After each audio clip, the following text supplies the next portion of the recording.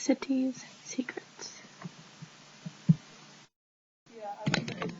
Cities Secrets by Naomi Shihab Nye.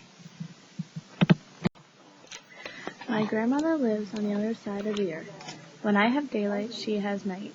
When our sky grows dark, the sun is peeking through her window and brushing the bright lemons on her lemon tree. I think about this when I am going to sleep. Your turn, I say. Between us are many miles of land and water. Between us are fish and cities and buses and fields.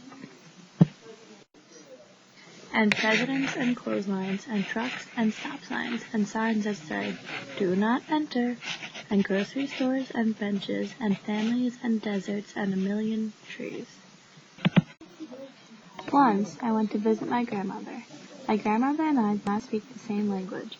We talked through my father, as if he were a telephone, because he spoke both our languages and could translate what we said. I called her Siti, which means grandma in Arabic. She called me Habibi, which means darling. Her voice danced as high as the whistles of birds. Her voice giggled and whooshed like wind going around corners. She had 1,000 rivers in her voice. A few curls of dark hair peeked out of her scarf on one side, and a white curl peeked out on the other side. I wanted her to take off the scarf so I could see if her hair was straight.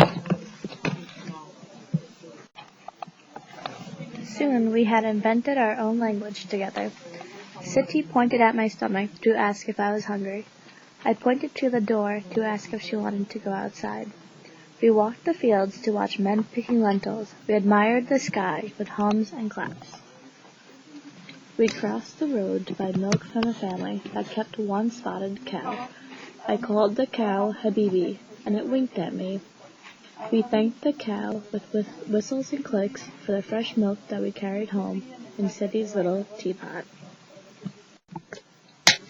Every day I played with my cousins, Fauzi, Sammy, Hani, and Handia from next door. We played marbles together in their courtyard. Their marbles were blue and green and spun through the dust like planets. We didn't need words to play marbles.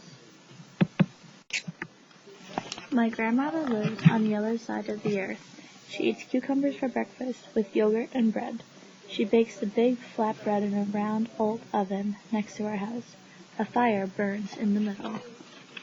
She pats the dough between her hands and presses it out to bake on a flat black rock in the center of the oven.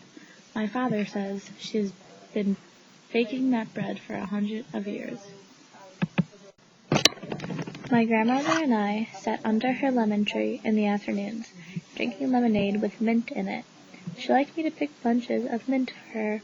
She liked to press her nose into the mint and sniff. Some days we stuffed little zucchini squash with rice for dinner. We sang Habibi, Habibi as we stacked them into a pan. We cracked almonds and ate apricots called Mish Mish while we worked. One day, Siti took off her scarf and shook out her hair. She washed her hair in a tub right there under the sun. Her hair surprised me by being very long, and it was striped. She said it got that way all by itself. I helped her brush it out while it dried.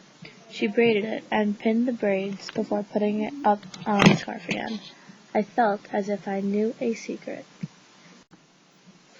In the evenings, we climbed the stairs to the roof of Siti's house to look at the sky, smell the air, and take down the laundry. My grandmother likes to unpin the laundry in the evening so she can watch the women of the village walking back from the spring with jugs of water on their heads. She used to do that too. My father says the women don't really need to get water from the spring anymore, but they like to. It is something from the old days that they don't want to forget. On the day my father and I had to leave, everyone cried and cried. Even my father kept blowing his nose and walking outside. I cried hard when Siti held my head against her shoulder. My cousins gave me a sack of almonds to eat on the plane. Siti gave me a small purse she had made. She had stitched a picture of her lemon tree onto the purse with shiny thread. She popped the almonds into my purse and pulled the drawstrings tight. Our plane flew to the other side of the world. I remember the tattoos on my grandmother's hands. They look like birds flying away. My father says she has had those tattoos for 100 years. I think about City's old green trunk in a corner of her room. It has a padlock on it.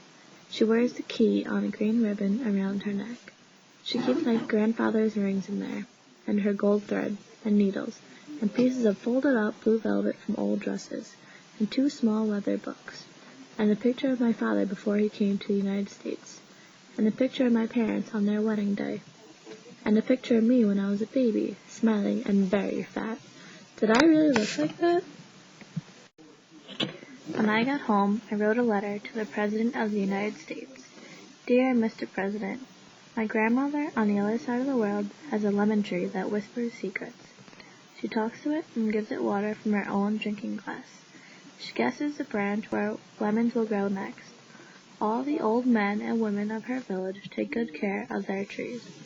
Some have fig trees with shiny leaves. Some have almond trees covered with white blossoms that fall down on a road like snow. Last night, when I watched the news on TV, I felt worried. If the people of the United States could meet City, they'd like her for sure. You would like her too. My grandmother can read the stars and the moon and the clouds. She can read dreams and tea leaves in the bottom of a cup. She even said she could read good luck on my forehead. Mr. President, I wish you my good luck in your very hard job. I vote for peace. My grandmother votes with me. Sincerely, Mona. Does my grandmother know what will happen in the world? Does the world have a forehead?